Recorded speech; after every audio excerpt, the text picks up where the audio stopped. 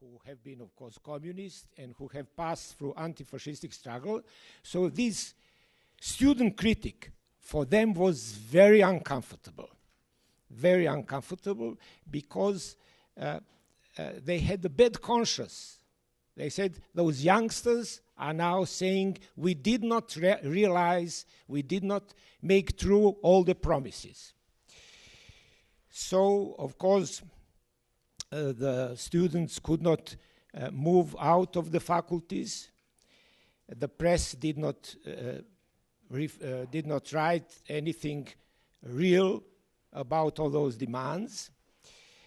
And today, 50 years after, this small document, it is among the rare documents which shows what was really happening. And why it is important? That is this importance of documentary film.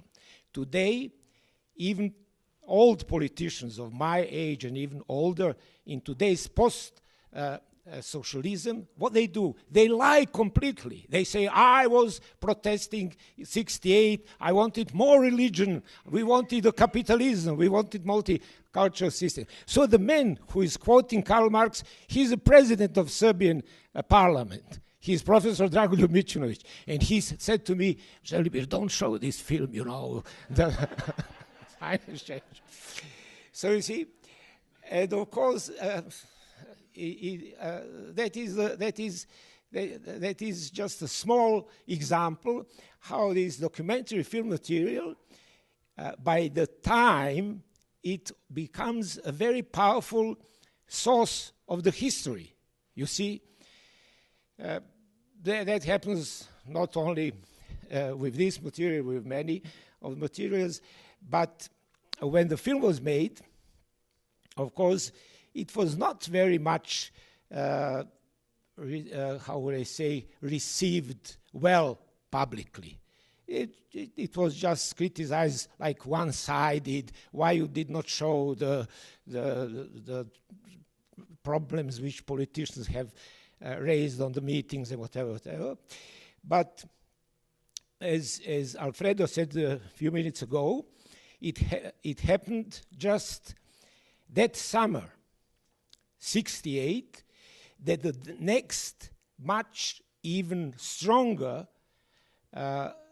earthquake for the whole socialism happened in the world. And that was the Soviet occupation of Czech Republic, which was in that time Czechoslovakia Republic. That republic was also a socialistic state, and they wanted to go this different way of open socialism like Yugoslavia in that time did. So the leaders of Czech Republic, Dubček and other people, they have been very often visiting us, and our President Tito was there, like encouraging them. But the Soviet bloc, which was, as you know, on the heritage of Stalinism and very much against open debate, they invaded this brother republic of Czechoslovakia. And for us young people, then all the, one can say, promises and dreams of socialism came under very big question. Why? Because socialism was based on some very clear principles. For instance, one is proletarian internationalism, you see. Another, of course, is this open debates about the way how that type of society should be organized and how this organization would be able somehow to repair the mistakes and so on and so on. Everybody was speaking about the history of socialism, which begins in time when Marx and Engels have had the big debates with anarchists and so on and so on. And at once, it turned to this big dogmatism, which was in that time, in some moment, even bigger than anything what was happening in other parts of the world. The occupation of Czechoslovakia came, and just luckily, and also in the same time, as example how in that old system of socialism, some of the things and in cultural life really functioned, and some system exists. I got invitation by a big production house in Belgrade because I already produced 3-4 short films, which will be shown here. Said, Želimir, look, we are giving each year 2 or 3 films to new directors. Now you have made some quite interesting films. Let's make your first long film. In that time, you could not make a long film without quite substantial investment in technique and so on. So even a simple long film, feature film, would cost $150,000 or $200,000. Today, nobody would just give it. Nobody would offer you if you do not promise anything commercial. And I said to this producer, look, I have some experiences, and I have some I met some people during the student demonstration, and I have seen them confused, and I have seen them very angry and very, very much engaged that they would like to be a part of this emerging society here, so I would like to make a film about it. And the people in that camp said, okay, try, do it to be provocative, do it to be actually like somehow also putting all this question mark, what we have after student demonstration, after this, how would I say, changing of the cultural scheme in the whole world, and after our fears and doubts because of occupation of Czechoslovakia. Now you will see that film which I gave the title Early Works. Why? Because that was my first film, and second, because I was myself inspired by Karl Marx's early writings from 1848, which have been romantic, which have been partly based, of course, on French philosophers and Hegel. It was not any ideas of bureaucratic socialism. It was idea of the freedom of the men and working people.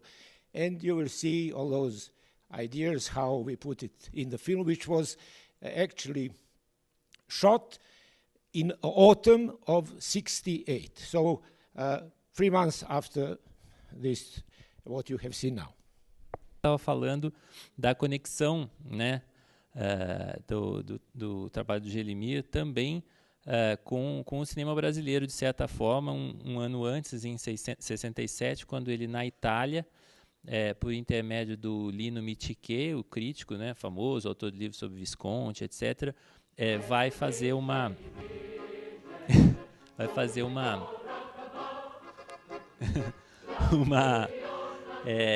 apresenta uma seleção de filmes brasileiros, entre eles o Terra em Transe, do Glauber Rocha, e a Opinião Pública, do Arnaldo Jabbour, e há essa conexão, né, com toda essa situação política que estava varrendo o mundo nesse período. Então, é interessante ver que a gente conversou sobre isso esses dias, como que Želimir também teve contato com a obra do Glauber, né, e de outros cineastas brasileiros desse momento, né. Era só isso. E agora vamos ver finalmente o... É verdade? Teoricamente, eu ainda não vi a legenda em português na tela, mas vamos desligar. Bom, mas se tiver legenda em inglês, já a gente vê. Tá. Oi? Tanto faz. It doesn't matter. Well, é sempre bom, antes de começar, falar alguma coisinha. Fazer alguns pequenos apontamentos para a gente começar a discussão. E uma coisa que me impressiona muito no filme é a quantidade de temas, espaços onde ele se dá. Então, você tem a questão da revolução, aquela velha discussão se ela deveria começar pelo campo ou pela cidade. A gente tem personagens que começam, o filme abre no campo, e uma migração contínua de um espaço a outro.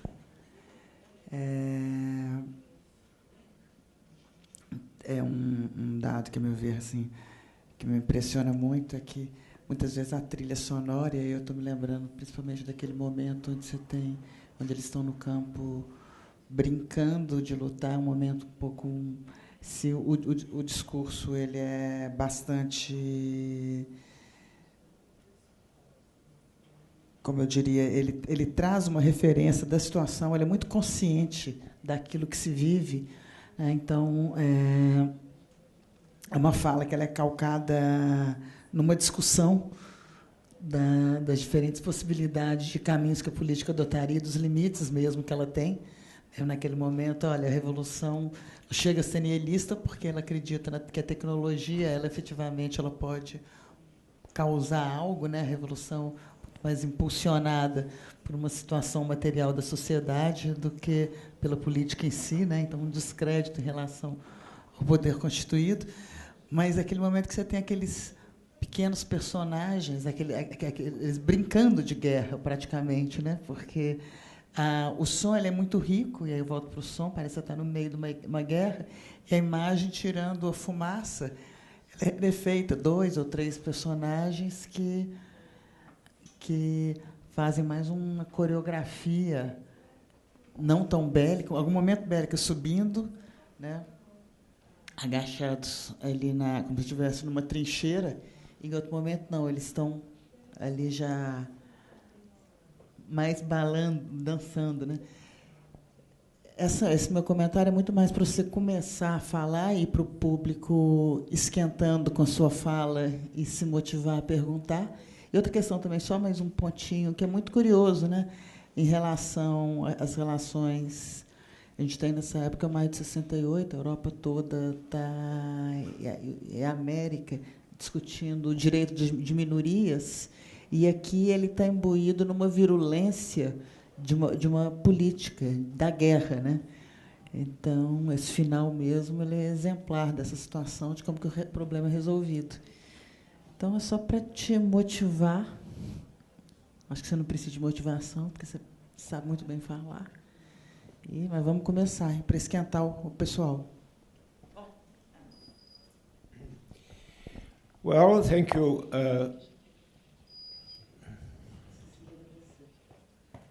Yes. So thank you for your patience. Whenever I show our old films, I'm aware that actually we are looking just a tiny piece of film history, because the film is made almost 50 years ago, and the film history only 110 years old. So when I sit here thinking how you will feel, I was afraid that you will feel like if I would invite you to drive you in a Russian car Volga from '69.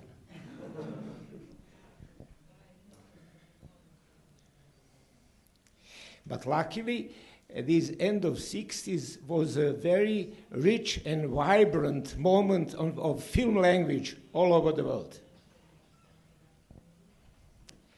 Just think that is the time when, for instance, in America, Easy Rider was made, and in the same time, Andy Warhol made The Flash and Trash, and of course, on another side, in Hungarian cinematography, you have the people like Jancho, who was doing this choreography, and for instance, Godard did Chinese. But for us who have been living in a state socialism, we felt that we are actually in that moment between the heaven and the earth. Heaven is this ideology and promises of socialism, and down on the earth is a deep mud of dogmatism,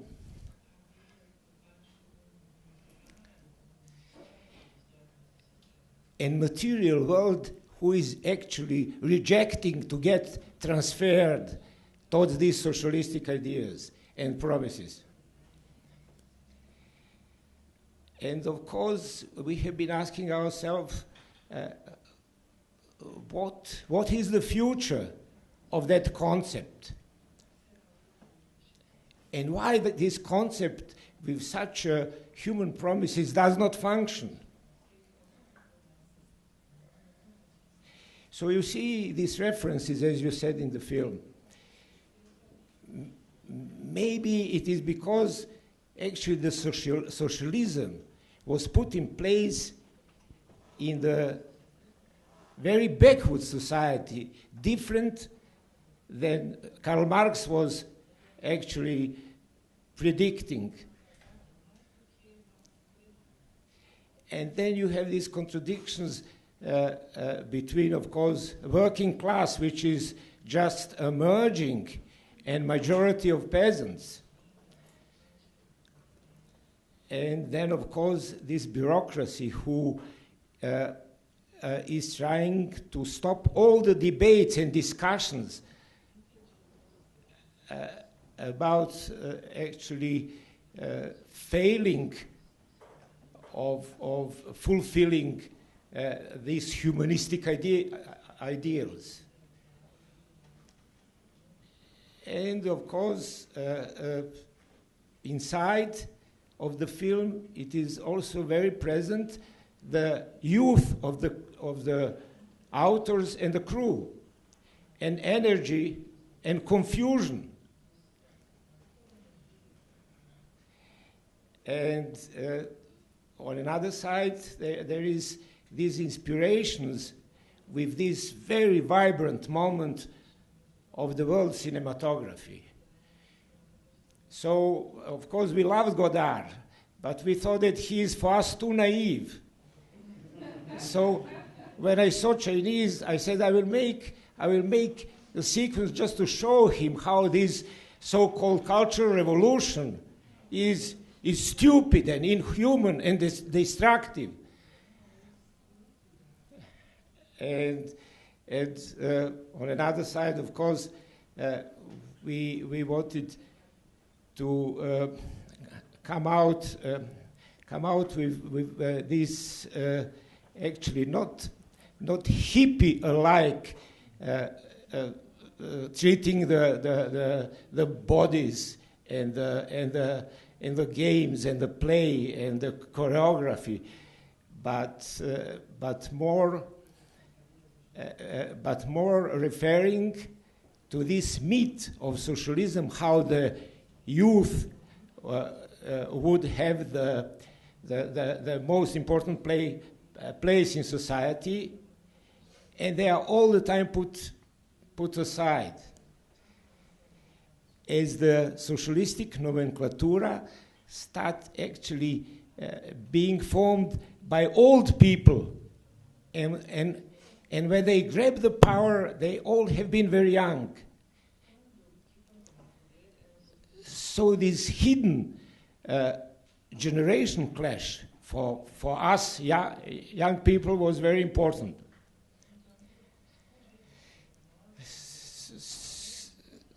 And of course, that was also the moment when in our country we had the whole group, 5 or 10 very, I would say, articulated and good directors. Some of them are mentioned in this book. So ex-Yugoslav films between 65 and 72 or 3, they have been quite well known all over the world. That was something very similar to this new Brazilian film. So I was just a part of that movement, but among the youngest. And for me and my crew, was important to avoid also the type of stories they have been making. So these stories about so-called modest, small working men who who is like very much trying to be like modestly critical towards the, you know, the mistakes of the regime. So we want to say, no, we cannot discuss about mistakes of the regime. We should discuss about the whole sense. Does it has any really strength and possibility to survive and to go further on? So we in the crew, we said, let's make some sort of ballad about the time and promises of our youth, you see. So, you see, that is why the film has this feeling of, I don't know, maybe you can say fado, you see. And it was when we filmed 68, so in that moment came one melody to be very well known on the radio. That is this, what was called "Those Were the Days, My Friends." Like we are saying farewell to one epocha, to one portion of the time, because it seems that the world will just turn otherwise. But still, you see, this society where this film made, it was open for the big debate about this film and many others. So it started to be shown in the country. Half of the critics have been for it, half against it.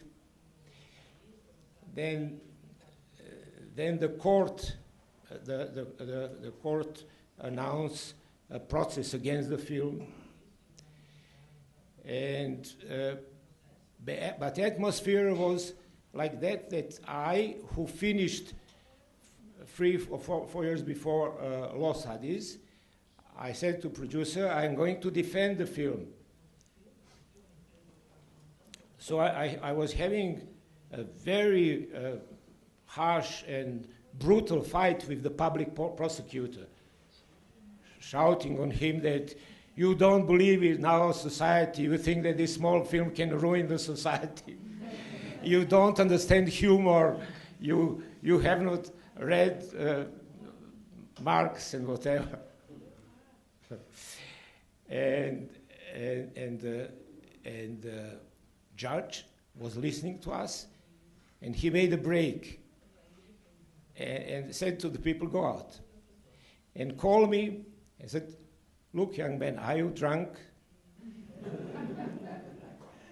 I said, no. He said, did you smoke grass? I said, no. And then he said, don't you know that he had seen the film? So he pointed on the picture of Tito. I said, I have heard the rumors, but if he has seen it, he's an old man, and he must be disturbed with this naked young woman. And then the judge said to me, but did you do anything against this type of production, what we have, which was called self-government system, very similar to actually filmmakers' cooperatives? I said, no, we have been following that system. That means that in our type of socialism, we filmmakers, we have not been employed, we have been freelance, so we would make a contract with production company.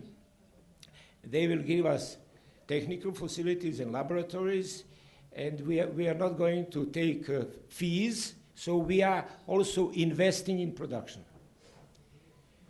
And I said, no, we did it. And then the judge said to me, okay, then call the witnesses, these people from production and here and there, and I will allow debate. And then there was a really 3-4 days, big public debate. Does socialistic system has a freedom to reflect about itself or not, and so on. And on the end, the judge stood out and he said, you made a very boring film. Film does not look like a real professional film. You are unable to make a normal love scene with kissing. So I'm sure our working class will not watch it. But the film cannot harm no boring film can harm our country. So he let it free. And the film was quite good, shown all over the world. It was sold in 45 countries. And you will say, okay, but that was a state-funded film. And just to explain you this moment of this black way making of films, producer, that big company with laboratory, they took a loan from the bank.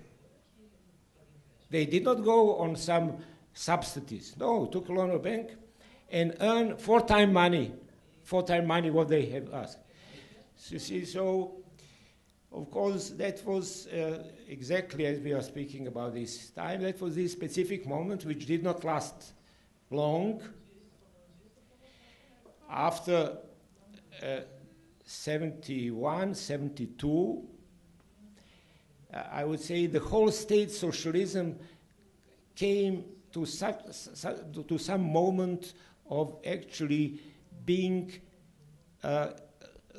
without any creative solutions how to proceed further, and all of us filmmakers who have been working doing critical films have been stopped or working further on. So I went and spent some years making films in Germany.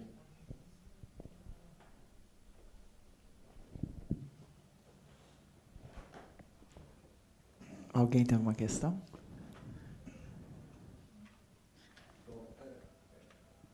Eu ia mencionar a chinesa, antes de trazido o filme do lugar aqui para falar assim. Eu concordo que as posições do lugar com relação à revolução cultural são criticáveis. Não é esse o aspecto que eu queria trazer. Tantas relações formais, então, no bom sentido, entre que nós vemos esse grupo de jovens que não está num apartamento em Paris, mas está atravessando um espaço, um território da então Iugoslávia, e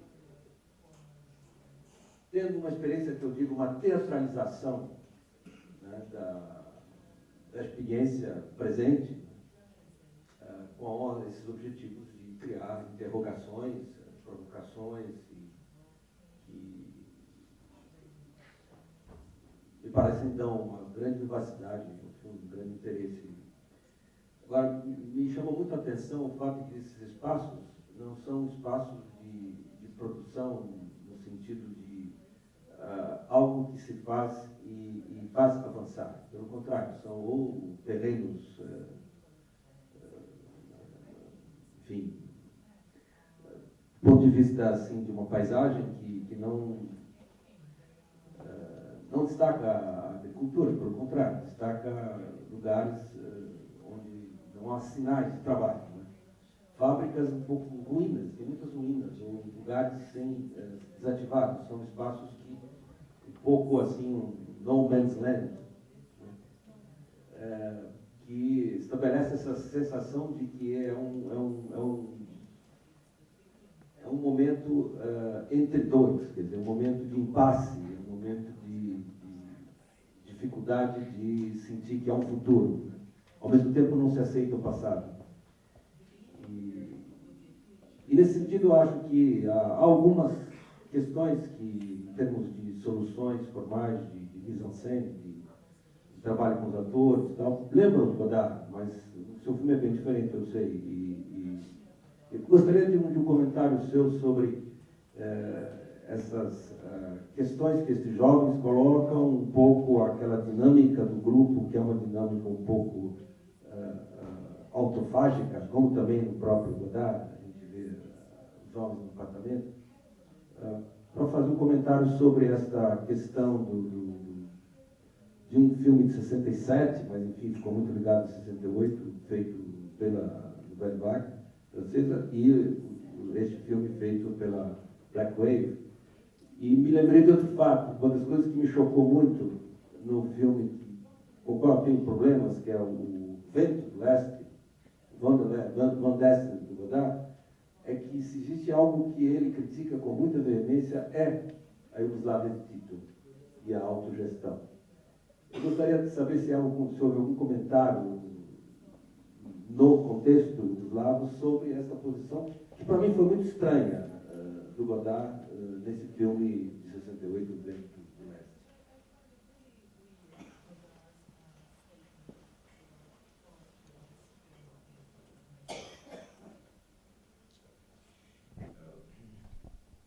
Well, definitely most of everything what you said, you are very right. And in the answers, I don't have to hide, first of all, that I was not having much experience, especially in fiction stories, because before this film I made only 4 documentaries. So I myself felt completely unsure how to direct dialogues and how to somehow articulate emotions. This what is actually the most important tool in a fiction film. Me and my cinematographer actually have not been practiced till then. Also, the concept and the text for the film, we wrote almost 95% as it is in film. But no of famous actors wanted to act. First of all, lady says, I'm not going to be half of the time naked, are you stupid, whatever. And the man says, I want to seduce the woman, that she felt in love with me, not to have a political debate with her. So our casting is actually mostly of non-professional actors. And of course, in that time, for me, Godard was among the 3-4 greatest artists in the world. And he was someone who really have turned not only art of filming, but somehow the audience and the way of looking of the films, because in our country, we have been watching all Godard's films in the cinemas. Yugoslavia in that time was like a test country where before the Germany and England, the films from the West have been coming to us. But regarding the topic, what we had here, that is ideology and reality, we really felt that we are much more experienced to speak about so-called state socialism and to be ironic or critical towards that type of society than the people who did not live in that type of society, you see. So I think that, as you said, those comments of Godard, they are simple, I would say, not appropriate, as actually I would not be the right one who could make a film about, let us say, colonial heritage of Brazil, and then give you some remarks and lessons that maybe you should not use Portugal language, which was a language of colonialism, you see. And I would think, I am right, you are wrong, and so, but I'm stupid because I'm out of the life, you see. So that is how we, and of course, I'm speaking about this moment when the language of film was so rich between visual experiments and essays. But for me, in that moment, the main film as inspiration for this topic, how the young people react on this possibility and difficulty of creating of new, actually, society. The main film was Alexander Medvedkin, Happiness, which he made in, as you know, 23, I think, and which is still, for me, at least on the level of Eisenstein, and never put so high by the film history, you see.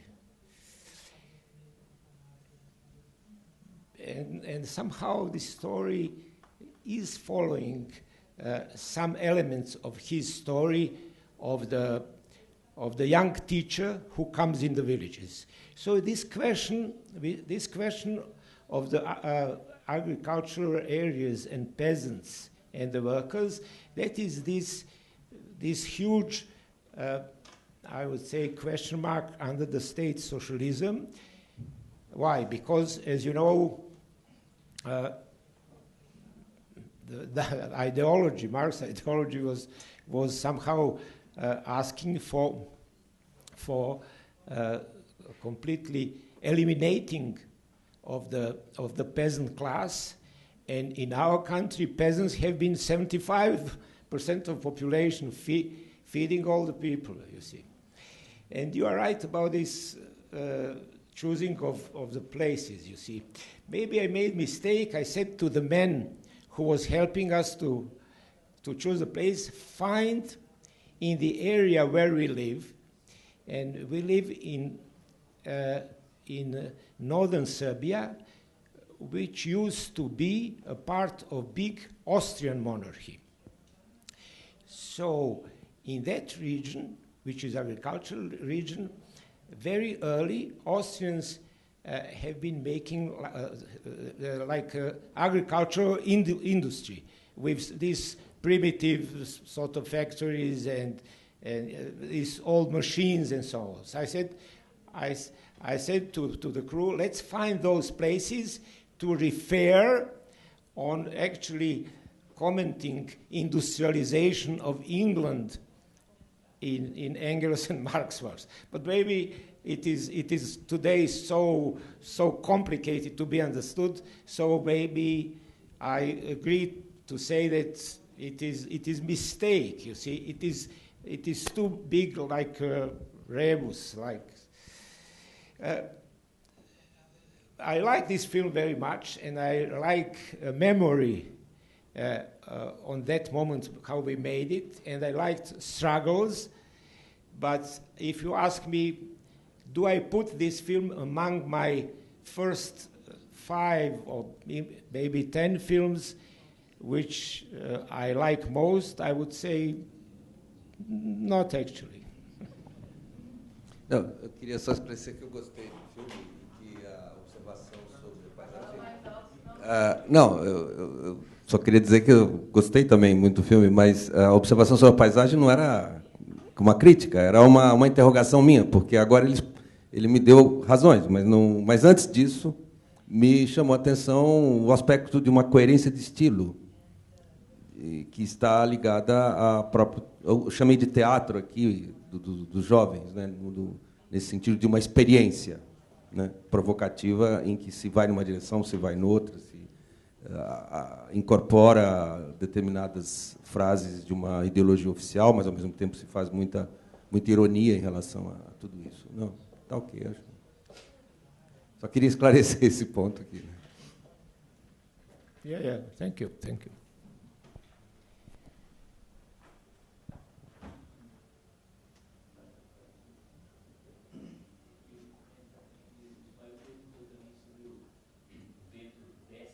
Sim, mas aquilo era curiosidade, porque é uma agressão à Iugoslávia de um francês que está assumindo o maoísmo, né? Então, eu queria saber se esse vento deste passou e como é que os iugoslavos reagiram a essa sequência em que há uma... Não, eu acho que se existe uma coisa extremamente violenta no vento do leste é a crítica ao Tito e a Iugoslávia, e a autogestão.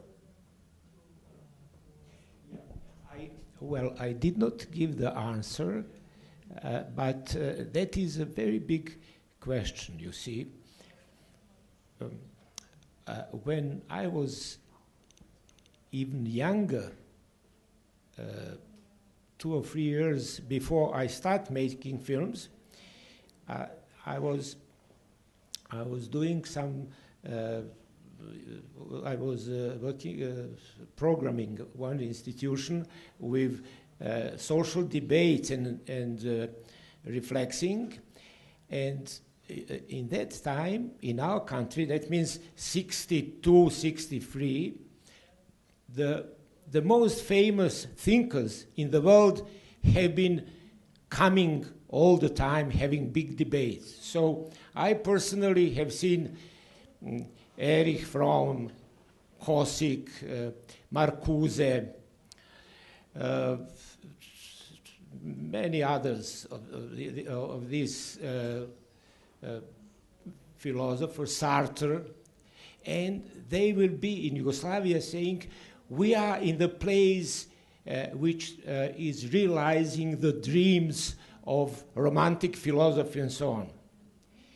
And we youngsters, we try to calm them down, said, look, you should go in our factories, you should go in our villages. They say, no, you are thinking too banal and too concrete. You see, Tito has this vision as also. But what we have seen that in this concept of this socialism, which is not completely unison,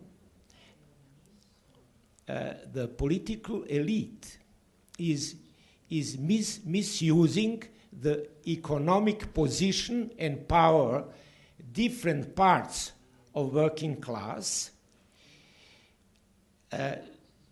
to actually make a platform that they argue between each other, not to threaten one-party system dictatorship. And unfortunately, that internal debates, and not only debates, but the tensions, that was very much misused by political elite after Tito's death to cause the civil war. Because if you, from these very distant, faraway countries of ours, would ask me, what for the God's sake was your civil war? What is it? I would say that was a war between local feudals for succession of a King Tito. And that thing you have seen through the history thousands times. From the Roman time to even today in Ukraine and so on. So I did not follow exactly the arguments of Godard, but some self-destruction was unfortunately settled in the system.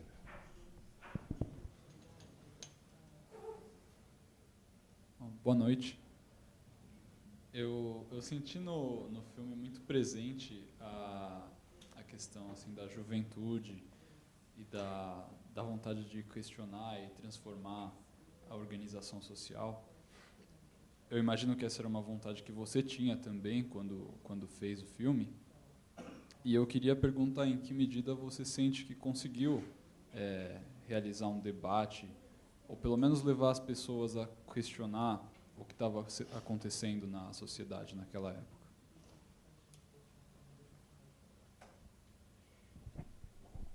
Well, to be honest, one of the main reasons that I'm sort of magnetized with making film for so long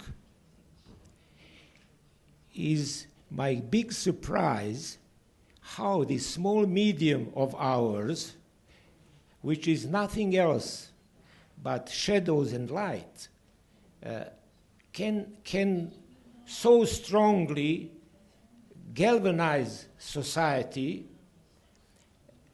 and in many cases can really open debate and sometimes even the change, the trends in terms, of course, of taste, of reflexing, then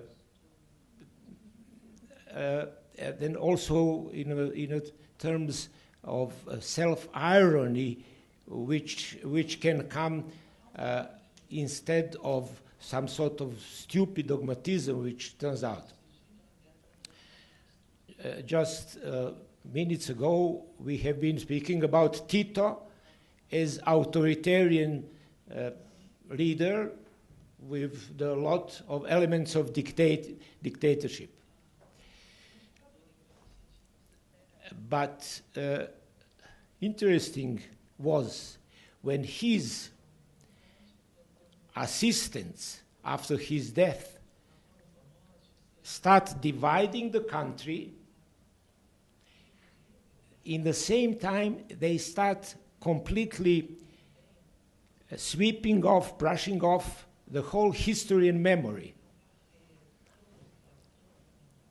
Even identity of these 20 million people.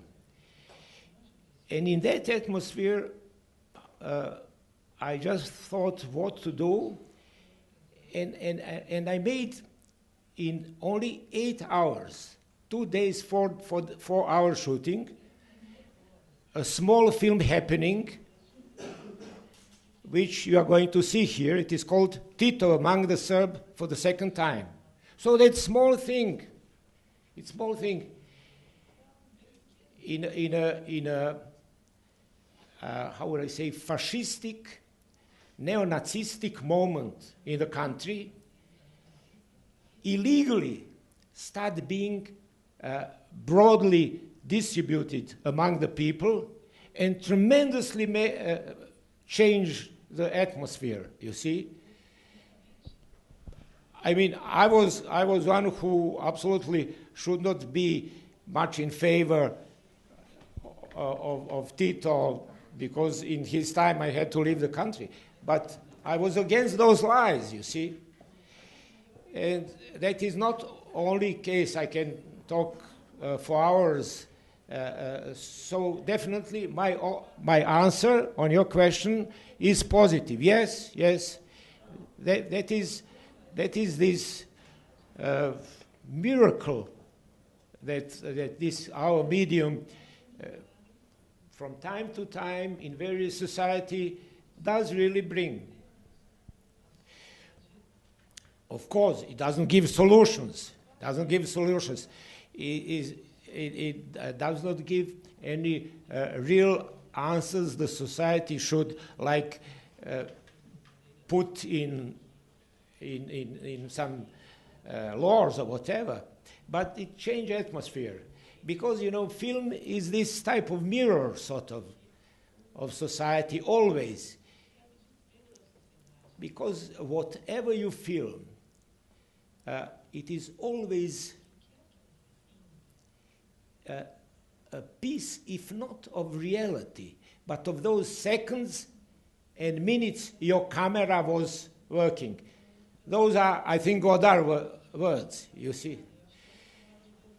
So when you watch these two films, you can just see how the landscape looked like. And you can see that in the time when in America they could make Easy Rider because they hated society, but they have had these nice, big, actually roads and these nice motorcycles, you see, and these colorful things, and we had to stay in mud, you see.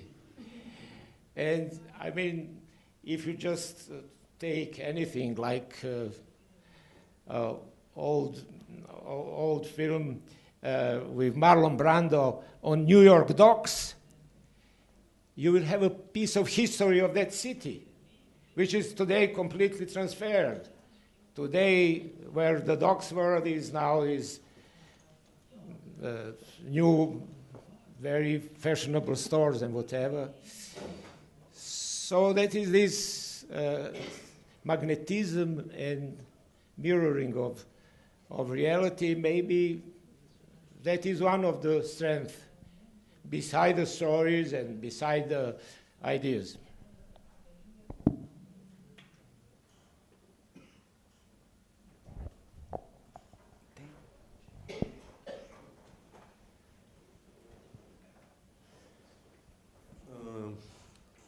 Eu queria perguntar, Zé, sobre essa presença de um elemento documental nos seus filmes.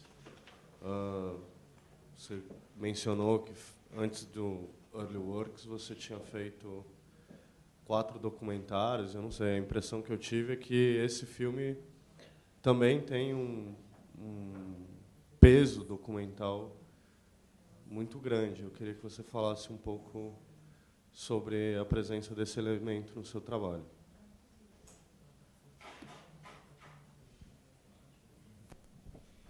Well, as you know, as a student of film medium, this generally distinction and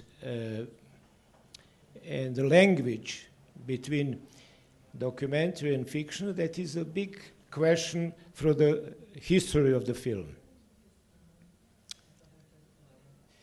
So I am among this half of the people who think that actually film is different from the theater. Theater is a type of symbolic language because the stage is this general space where everything is happening. In one moment it is a court, in another moment it is a railway station, in a third moment it is a prison. In the film you have to bring somehow realism in front of your camera. And therefore, I very much, I'm myself very much interested in the things which somehow are created from the environment and the people in the moment also when you are realizing a piece of your written story. So you will see here maybe 5, 6, 7 of my actually fiction films, but they are at least combine with documentary on the way that I have a concept and a script, and I do write a rough version of each scene, but then I give it to the people who are making interpretation and ask them, how do you feel there? Do you have something to add? Do you have a specific language of yours you will use? And I observe that, and then in many cases I see how actually they are putting not only their experiences but also their energy and creativity. And I do not feel disturbed. You see, it is also the question, you must understand that everything what I am telling, they are not the rules. They are not the rules, because each of us, like painters, you see, some painters will sit and make the painting of a fruit with strong colors and whatever, and another one will the same thing will do only with the pencil, you see, and he feels that it is authentic. So I'm not giving the recipe, but I tell you how I feel. So for me, the big drive is actually this moment of unexpected and the moment of risk. Whenever we are when we are planning this creation of the scene, you see. So I would feel very much bored if I would work, for instance, how some people are doing. That they say, we wrote everything till the very detail, so you go and read it and just realize it, and do not make any mistake. If you make mistake, we will just stop that take and make another one. No, I am this one who are very curious. Did someone of the people who are interpreting my ideas, did they understand it actually on a more interesting way than I did it? But it is a question. It is question of a very personal methodology. So you can say that actually my films are this combining documentary and fiction, which is in today's production method quite often applied.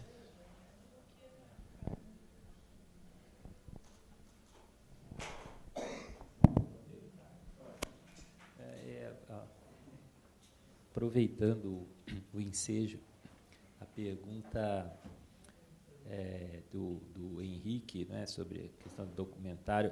Observando a obra do Želimir como um todo, em alguns momentos eu já me questionei a respeito da ociosidade dessas categorias ficção e documentário no cinema dele, tamanha a contaminação, inclusive nos filmes mais recentes, né? Um pouco essa questão me leva a indagar aqui, também considerando toda a obra dele, né, e alguns desses filmes vão ser exibidos aqui, provavelmente o pessoal vai ter contato. Eu me pergunto, queria saber como que ele se coloca diante dessa minha indagação. Eu percebo da parte dele, talvez mais ainda do que em outros cineastas do leste europeu, digamos, um impulso no sentido de se postar como uma testemunha ocular das transformações que estão ocorrendo, não só no país dele, mas até no continente e talvez no mundo. E um filme dele em particular, que acho que vai ser exibido aqui, o One Woman, One Century, eu percebo que funciona como uma espécie de metáfora dessa posição dele enquanto cineasta observador, testemunho ocular, né, de transformações, que é um documentário sobre uma senhora bastante idosa e muito lúcida e que atravessou diversos regimes, né, políticos. E o filme é muito vivo e às vezes me dá a impressão até dela ser, em certa medida, um alter ego do Želimir naquela postura, né, de observação e de crítica. Eu queria saber da parte dele se ele, porque ele continua inclusive em atividade, que eu acho que é um dado muito importante, e me parece que nessa fase final mais recente, né, da obra dele, inclusive, me parece recorrente o tema da questão da identidade nacional e da imigração, dos fluxos migratórios na Europa e no mundo, né? Eu queria saber se ele se vê mesmo como esse observador, né, dessas transformações e o que ele acredita que vale a pena observar hoje em dia, que ele está vendo de mais notório, impressionante ou significativo. Deixa eu só completar, porque a questão que eu ia colocar, quando você fala da imigração, eu estava pensando justamente no filme Inventory, que ele fez entre 73 e 76, quando ele morou na Alemanha. É um curtinha muito simpático que vai passar aqui. E já traz isso, né? E eu ia fazer uma pergunta sobre como você compõe a cena, mas eu acho que é uma marca que você traz, que ele é um filme completamente posado com imigrantes, né? Então, vem corroborar um pouquinho o que o Alfredo fala sobre essa mesa. Well, again, of course, it is question of choice and question of taste and question of inspiration. So we talked about state socialism just a few minutes ago, but then after that we had also time of civil war and now time of post-communism. So if you would ask me, have the contradiction been the greatest in state socialism, I would say together with 90% of the people on the Balkans, no, it was the most peaceful time in the whole 1,000 years of history when those people have come on Balkans. This, what is happening in civil war and in post-communism, that is actually this 960 years of wars, of carnage, of actually aggressivity, of plundering, of suppressing working people, of unemployment, of misery, of actually being completely despised all over the world. That I never thought before. And all those people who said, let us go to capitalism, they did not know that it will happen. So you see, I continue making films because I simply see there are so many areas, first of all, in human life, in human relationship, and then also in society as a general, where from year to year, mainstream medias are more restricted to write and speak than in socialistic time. And that is one of the greatest surprises of mine. So Alfredo said that I made that film with this lady who is now 102 years old. Why I did it? When she called me 3 years ago, she said, Želimir, I am following your career, but now I came out of jail. Did you also finish all your jail sentences? I said to her, no, Dragica, I was not in jail. She said, how come? I have seen so many articles against you. I said, no, I always run away or whatever. She said, no, I couldn't. I was in the jail before the Second World War. I was in the jail during the Second World War. I was in the jail in Tito's regime. Come to my place. I'm a bit old now. I want to tell you a few stories. And I went there, and when I start listening, her tremendous, excellent memory, I saw I have in front of me the only one person on the Balkans who is telling truth, who is not lying about her past, and who is not lying what she did, and who is not lying about all those societies before. You see, so she said, I said, but Dragice, when the things start being difficult for I said, Želimir, in 1915, when my father died in the First World War, and then Mussolini came to power, and fascism in Italy, and he took part of our country, and we had to change the names. And I and my brothers, we went illegally in Communist Party because that party was for this internationalism. And then she was coming on. And I said, look, it is something what one should try to put on film, although it is so difficult. She is old, she's hardly moving, she does not hear well, although she's very clever. And I said, okay, Dragice, I want to make film with you about your life, but we must move from your apartment because here is, nothing and it's so boring. Do you have any wish where to travel? She said, yes, I want to go in my birthplace on the seaside. And I said, okay, and where else?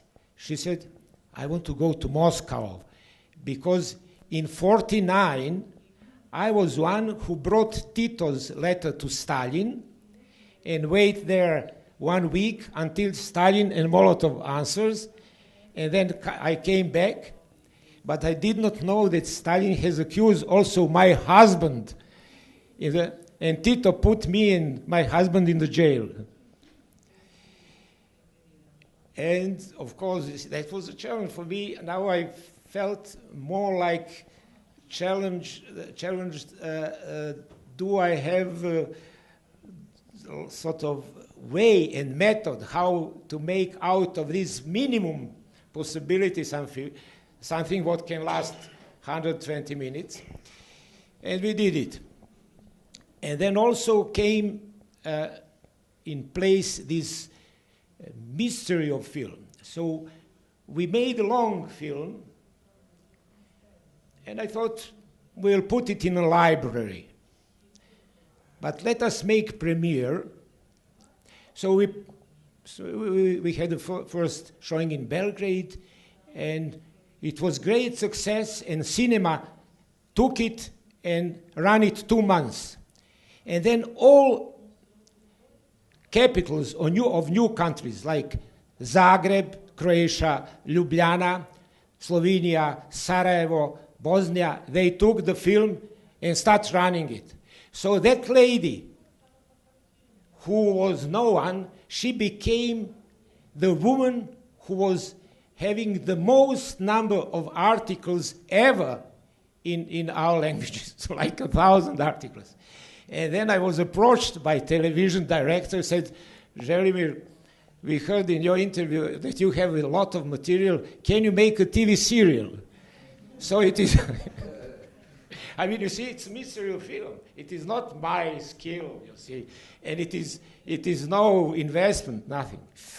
You see, but why? But why?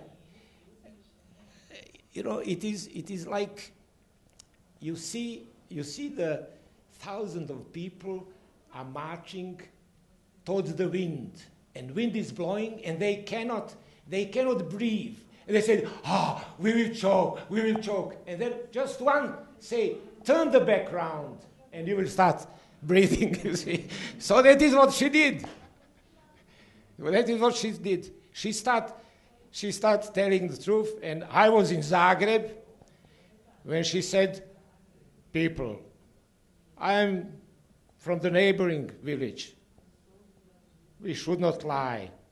During the fascistic time, we had fascistic regime here, which now today's post-communistic government tries to free from responsibility. I can say, because I was witnessing that, they have been worse than Hitler. So be proud, stand up against it, you see. So can you imagine, she with 102 years started being the first anti-fascistic activist in the country. I met her a week ago in Belgrade, and she said, she asked me, look, Želimir, shall we do one more film? And she comes with stories you would not remember. I said, but do you have some more stories? She said, yes, of course. My very close friend, she's much younger, she's only 89. She has a very good friend in Italy who is actress, and we together have been very often to this. You have heard for Giulietta Massina. I said, yes. There we have been sitting and drinking coffee and always arguing about Italian pasta. Because have you heard for this Federico? You know this fat Federico? I said, yes. Yeah, Fellini, he never knew that pasta can be made with potatoes, so I was making always for him potatoes, pasta, and him. So she has this.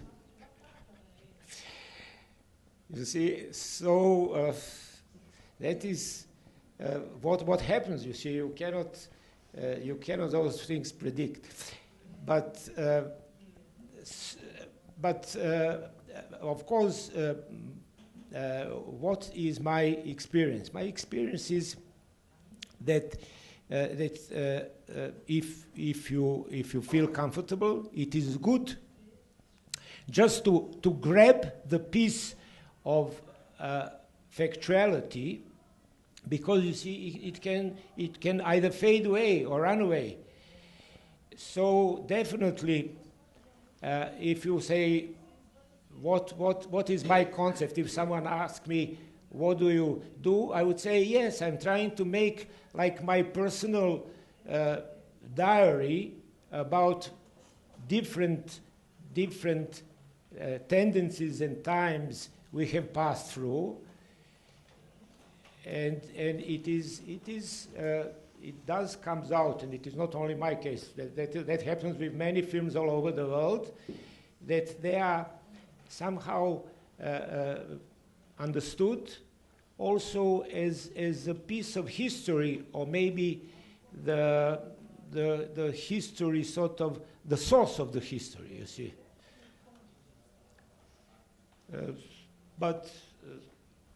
No, I mean, to be honest, I do not think that this type of films are the best or the only films. No, it is a very small, marginal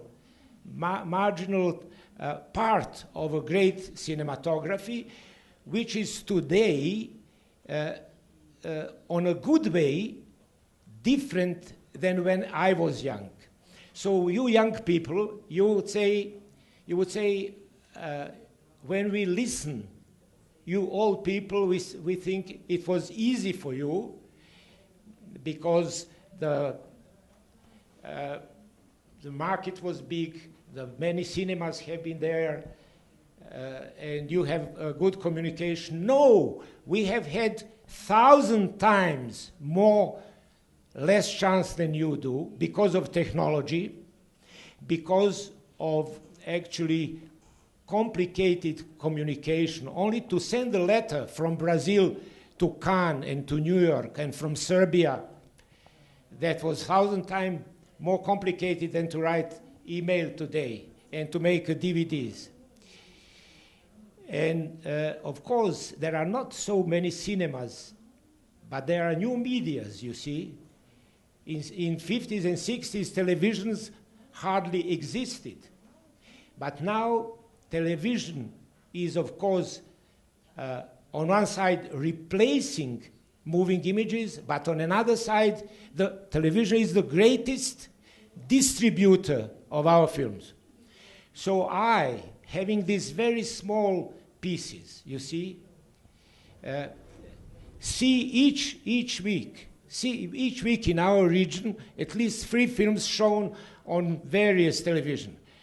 So even if you have these low budget modest films, you cannot have less than 500,000 viewers, you see. So it is 10 times more than for the best book, you see. So we have this privilege. And you especially, you have this privilege that you can now start the project without any big support or any big, let us say, authority you are asking, you see. And my crews and myself, we feel blessed that this new technology exists. You cannot imagine, you can, because in this school you have also old cameras and all editing rooms. So to edit the film on 35 millimeters or 16 millimeters, it is simple, 50 times more complicated and more expensive than to do it on computer. And of course, you always have to bear in mind that, like in all goods, the market is very divided. So the Hollywood film making is one area, and this personal low-budget filmmaking is another. But on the end, we all come on this silver screen or on computer, and on the end, everything, our results are judged by authenticity and by visual power of that, you see. And of course, there are so many contradictions. For instance, some years ago, there was a meeting between Hollywood filmmaking group and European filmmakers. So 300 of us came in BAFTA, that is British Academy for Film and Television. And president was Attenborough, so he said, and from Americans came only 6 of them. The oldest was oldest of Alfredo. So Attenborough says, look, colleague, let's be human. We are showing each year 5,000 of American films, and you do not show more than 25 European films. Why are you doing so? And they said, look, we try, but I mean, we invest a lot of money trying to show European films, but no one wants to see it because your stories are not understandable. And then Attenborough says, but we are doing Shakespeare. I did a lot of Shakespeare and those kinds. And the American young guy says, but nobody knows what Shakespeare wants to say. And even you don't have an answer, who is Shakespeare? And then Attenborough said, don't say those stupidity, you are speaking English language. Let's go in concrete. Why you invest in each film now $200 million, $300 million and more? And then those 6 guys said, who is making the big investment? So a young guy came and said, I started with Broken Arrow, and then I did the Independence Day. So that was 150,000 million euros, 200 million euros. Now I am doing, I don't know, Noah, whatever, $5 million. And he said, you know why I'm investing only 500 millions? And we say, why? Because I don't want to receive more money. I have so many banks and Chinese who ask me to take $1 billion, because filmmaking is the most profitable business. It is, when it is successful. It is better than drug dealing, and it is better than producing the arms. And then Ben Kingsley came and said, look, gentlemen, why do you give to American actors such big fees, like $15 million, $22 million? We cannot compete that. So the American says, who is having these big names like, Robert De Niro, Faye Dunaway? So young lady came, I'm having them. Why are you giving them such much money? She said, because they don't want to take 30 millions. I would give each of them 30 millions because they make that money. But they take only 15 and then are pressing me for the percentage, you see. So on the end, they get 60, you see. So you see, so that is this global economy. Of course, that those big films, they are using actors as brands, you see, and they are. Then, of course, some of Europeans said, but you are making these simple stories, cowboy and Indians and so on, criminals and policemen. And they said, yes, nobody can understand European history. Said, you must bear in mind that millions of Europeans came in United States just to forget and to avoid the history, confusions of the history. You see, so it is definitely top of the world cinematography and the Chinese and those big markets. But for young people, I would always suggest do not wait until someone offers you these dozens of millions. Make your own pieces. Start simple and see what are your tastes, what is your temper, what are your feelings. Because someone feels good if the film is full of action. Someone feels good if it is full with emotions, and you will not know it until you do not just dive into the practice. So another thing which keeps me so long in making films is that I have passed through quite a lot of these adventures of making the films. So I do not have frustration of the long breaks, what many my dear talented colleagues do. You see, and that is very frustrating, you see. So in Europe, you have excellent directors who are waiting on a state funding, always 5 to 7 years between film and film. So in one career, on that way, you cannot make more than, let us say, 10 pieces. And I mean, life is, for me, too complicated to be packed in 10 stories.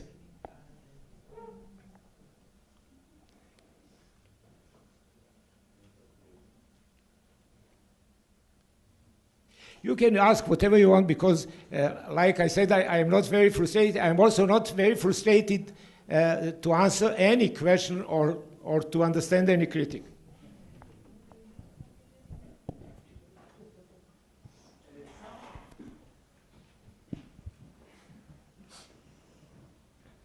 primeiro filme, as imagens de 68, tão vivas, me lembrou o Farok. E eu sei que você passou um tempo na Alemanha. Eu queria saber se tem alguma relação. Ele viu os seus filmes? A gente falou de um diálogo com o cinema francês, com o cinema americano. Mas tem também um diálogo aí, na cena tem também o cinema alemão. Como é que é isso? Oh, yes. Well, just when we are speaking about that film done in 68, that was the moment when I already have seen Santiago Alvarez films. So I understand that one can make like film pamphlets. So that encouraged me. And regarding the German cinematography, funny information is that this ex-Yugoslav cinematography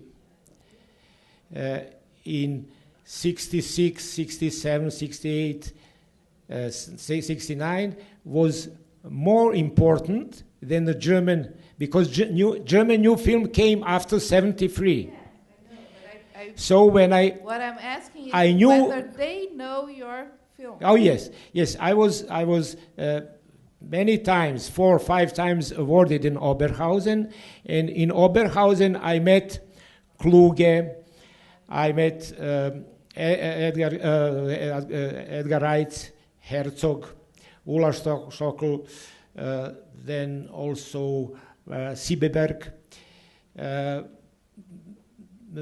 We have been together in the debate because this German atmosphere after the Second World War was very open for cultural debate. And we have been very well received.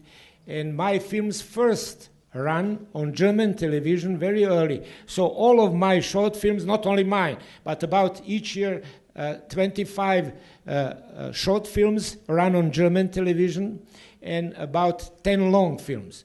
So that was a short period when we have been like quite good, respectable cinematography. But then afterwards, when I went in Germany, I just found easily some contact with the production which was called Filmverlag der Autoren, which was actually filmmakers cooperative, where the whole group worked. So I produced, together with them, 7 short films. In some of them, my cinematographer was Thomas Mauch, who was working with, for instance, on those films in your country with Herzog, and I was using the studio and facility what they have. So 7 short films and 1 long film I did in Germany, and those films are still quite well received, not received, but appreciated there. For instance, the first film about this Rote Armee Fraktion, what we call Bader-Meinhof group, I did actually before Fassbinder. And I knew Fassbinder quite well. Fassbinder was one of the greatest guys, but privately he was, very, very, how would I say, prepared to struggle and to quarrel and to be aggressive.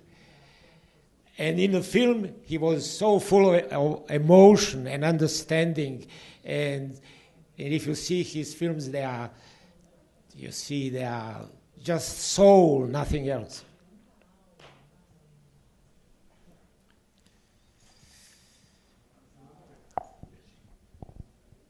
Queria fazer mais uma pergunta. A gente vê se alguém quer mais alguma coisa, mas a hora já está avançando, uma para poder fechar. que é sobre a televisão. Você falou que você não ficou desempregado, que você sempre fez trabalhos, e a gente sabe que quando você voltou da Alemanha, a sua alternativa de trabalho era a televisão. E seu trabalho com a televisão, a gente estava discutindo que essa ideia de gênero é difícil de pensar no seu trabalho, documentário, ficção. Tem uma certa cinematografia onde isso é mais visível, mas na sua você gosta de ficar na borda. Em relação à televisão, tem alguma diferença no seu trabalho com cinema? Como é que é isso? Queria que você comentasse um pouco. Oh, yes. Well, you see, that is also a big surprise, and I also would propose to each of you to see if there are some space on television to either produce and put your films. So in old Yugoslavia, we had some programs which have been called like TV original film, which run each Monday at 8 o'clock. So that means that televisions of all republic had to produce 52 long films. But we could do it. I did it as a freelance. So I would go and propose the topics, and they will sometimes reject, and sometimes they will take it. So you then had opportunity to make 90 minutes film on 16 millimeters negative. So when I make a list of my 10 best pieces, 4 are from this television production. Not only because they are like well done, but also regarding some sort of provocativity. I think in this list of the films, you will show 1 or 2 or 3 also.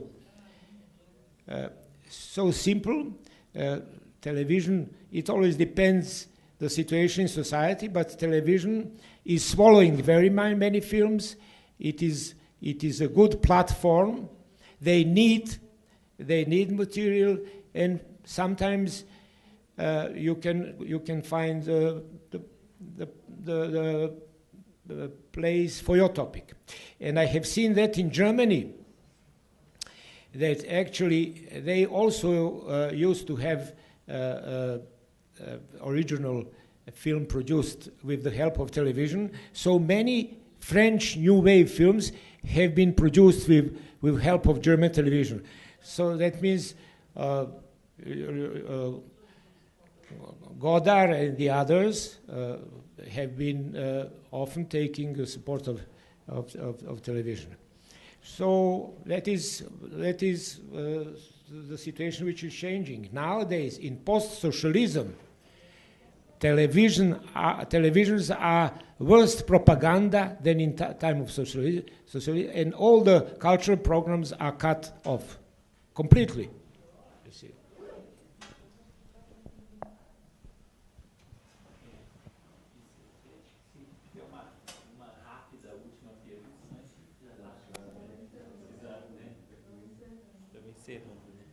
Só queria comunicar a todos que estiverem interessados, o Želimir vai dar um workshop aqui na quarta e na quinta, né, à tarde, aqui na ECA, e esse workshop ele vai conseguir expor com mais clareza o método dele, né, a transformação do método dele enquanto cineasta no decorrer do tempo, né, como vocês puderam ver, ele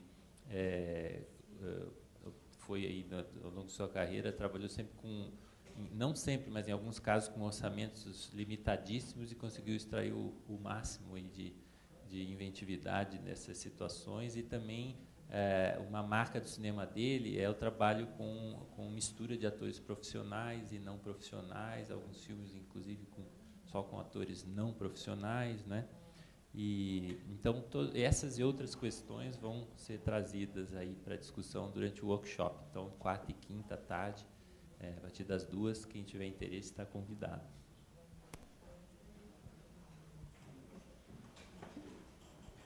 Bom, gente, então eu quero agradecer muito a presença de todos.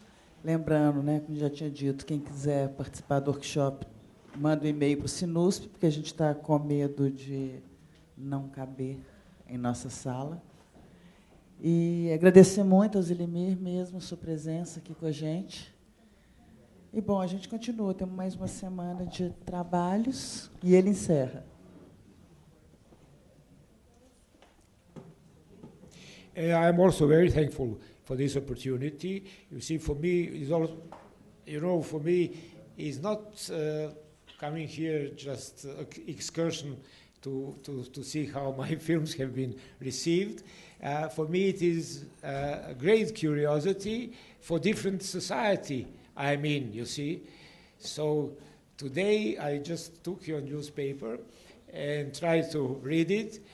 And of course, I was surprised when I see, because I, of course, have been taught Latin, I can follow the topic. So I was surprised how you are now debating a lot of very open topic for your society. I mean, from this strike here and the position of universities and politicians and corruption and situation with this big topic about World Cup, which is also so contradictional, because it is actually the greatest love of Brazilian people and in the same time the greatest critique. So, I mean, we did not know when we read in European papers about Brazil, it is only this very successful economic story which threatens tiny, poor Europe. Gente, então, só para terminar, sabe o que ele falou hoje? Ele falou que ele está no Brasil há 4 dias e que ele está muito tranquilo, que pela primeira vez ninguém pergunta para ele, quando ele está viajando, de onde você é mesmo? É que ele está passando como um brasileiro que é bem confortável.